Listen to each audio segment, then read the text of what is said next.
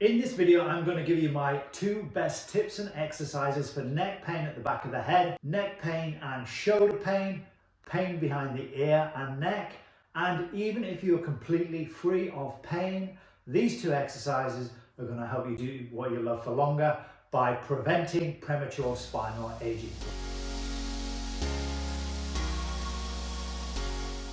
Hi everybody, my name is Dr. Craig Hindson. I am your upper cervical chiropractor in Ottawa, and on this channel we give hints and tips to prevent neck, migraines, headaches and other upper cervical nerve issues. So the first one is called the tummy time exercise. It comes from the point that we're between 8 months and 12 months old. As an infant on our tummy, we're looking up over our shoulder, and that is when the top of the curve of the spine, the top curve, which is called the cervical lordotic curve, forms. Now, following on from that, as we develop and stand up, the second lordotic curve forms in the lower back, okay, as we're lifting ourselves up as infants and learning to walk, okay. Now, as adults, instead of using this coronal motion that helps maintain the integrity of the upper cervical curve, we instead drive or we work on computers, and for the last 13 years we've been working on smartphones, and the head goes from this upright position to here. Now, for those of you with lower back issues, the other thing to note is that as the head comes forward, the lower back flattens, so lower spinal issues can actually be due to loss of curve. So these 2 simple exercises may be able to help you with lower spine issues as well. Okay guys, so I'm going to dive straight into the tummy time exercise. I'm going to give you 2 versions. There are many more versions. I'll give you links down below in the description. Tummy time exercise. So as we come up and turn our head to the side, we rotate and look up, okay?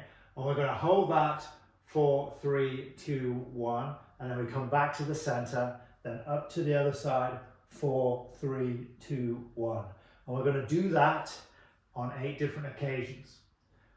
So we're going to do 8 reps, 4, 3, 2, 1 equals 1 set. And throughout the day, we want to do 5 sets. Okay. Now the thing to watch is that I don't rotate my shoulders. So when I'm rotating my head, I'm not rotating my shoulders so I feel that I'm getting 90 degrees. Ideally, I should be able to get 80 to 90 degrees if I have a healthy cervical spine, and indeed a healthy spine in general. The cervical spine gives us indications of what's happening with the health in the thoracic spine or mid-back, and the lumbar spine or lower spine. So we've got 2 more to do, okay, and that's our 8. So that is 1 set. I'm going to show you another variation for the tummy time exercise, and that is bringing in the arm and following the thumb. I'm not rotating at the waist, but I'm following that thumb. I'm actually opening up my chest and I'm stretching here. This is actually stretching Pec Minor. I'm going to talk about that in just a second, okay? And then we come back again and the other side. Now, obviously, the whole key to this, doing 8 reps for 5 sets during the day, is doing it at a time that you can link it in to other activities. Don't think that you're going to remember this 5 times a day, okay? So the simplest form of the tummy time exercise is just simply looking over the shoulder, rotating and looking up. So 2 points, we don't rotate our shoulder, and as we rotate our head, we actually look up. It's not just straight horizontal, we're looking up. So that gives extension as well as rotation, and we're holding that for, as I mentioned, 4 seconds.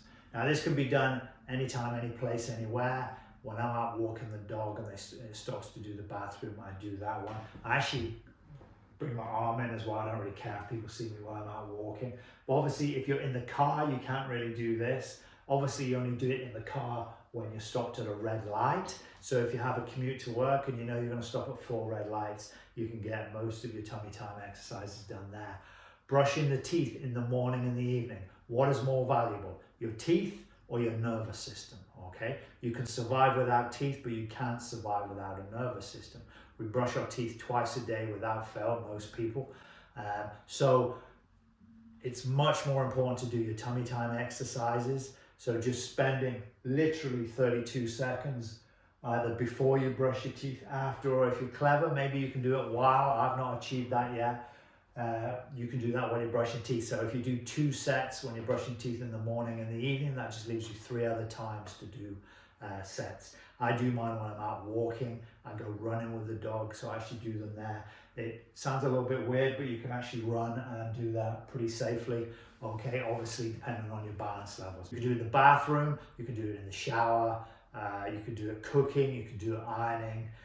There's loads and loads of opportunities to get these in. And there's just 5 sets a day, 32 seconds a set, so really simple. So that's the first one, the tummy time exercise. So I give you the simple exercise, and I give you, for me, this is the best one because it really opens the chest. If you are not from the Ottawa area, I have some gifts for you in the description, so check those out at the end. And this leads nicely onto the next exercise, which is called Pec Minor. Now, this muscle here, I mentioned it, we get a good stretch. Why do we want to stretch it? Because over the years of driving, computers, looking at smartphones, okay, the shoulders come forward and these muscles go into spasm, together with activity that we're involved in, intense lifting, can cause those sorts of issues, and stress as well from work, okay? So this is a great exercise to get us standing taller, to bring us more upright, to make us stronger, because instead of being in this position, because watch, 2 things, watch. As my shoulders come forward, where does my head go? Does it go forward or does it go back?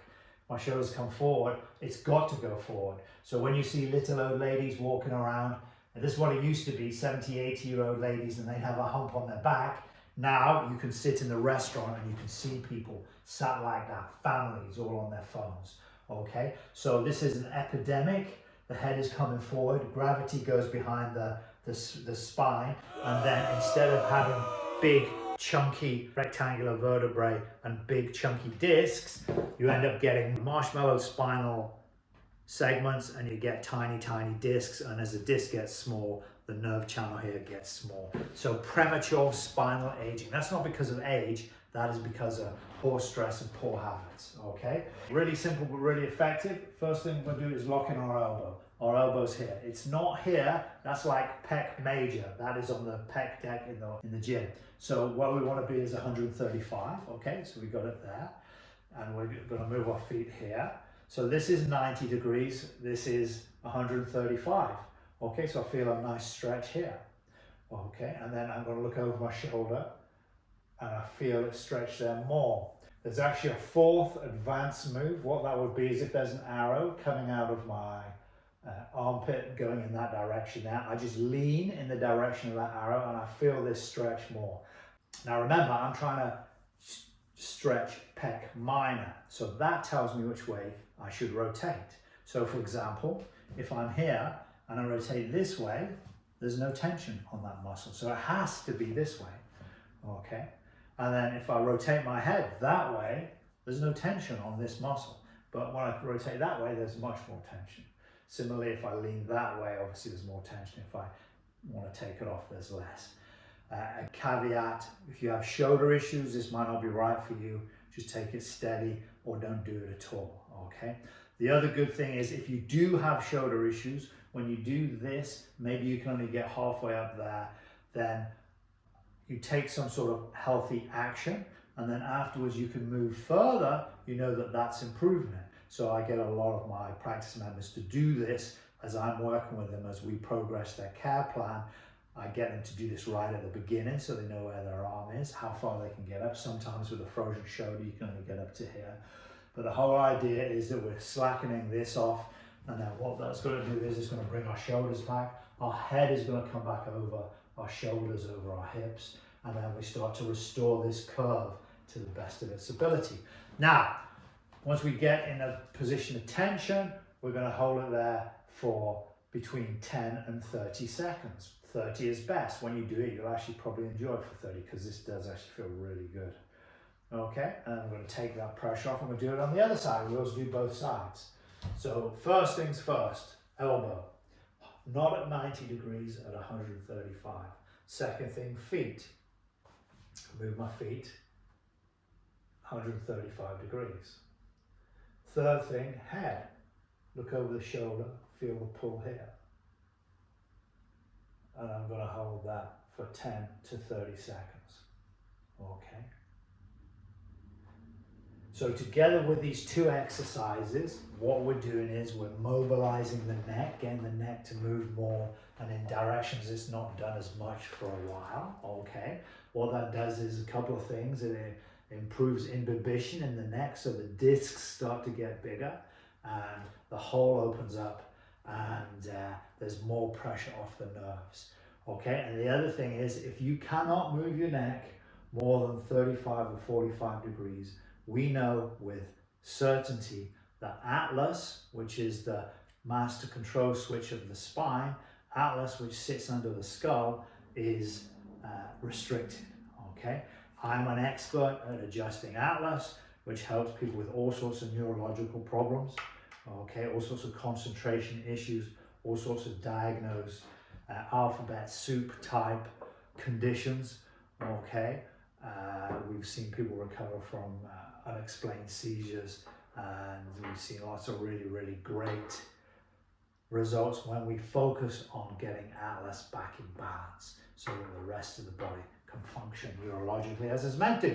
If you've enjoyed it, go down below, boop the like, spank the subscribe, ding the notification bell to all, and when I drop the next video, you'll be amongst the first people to get it. Hey guys, so I trust that that video has been of use for you. So whether you have neck pain in the back of the neck or no pain at all, and you just want to improve the health and longevity of your spine, do share this with your friends and family.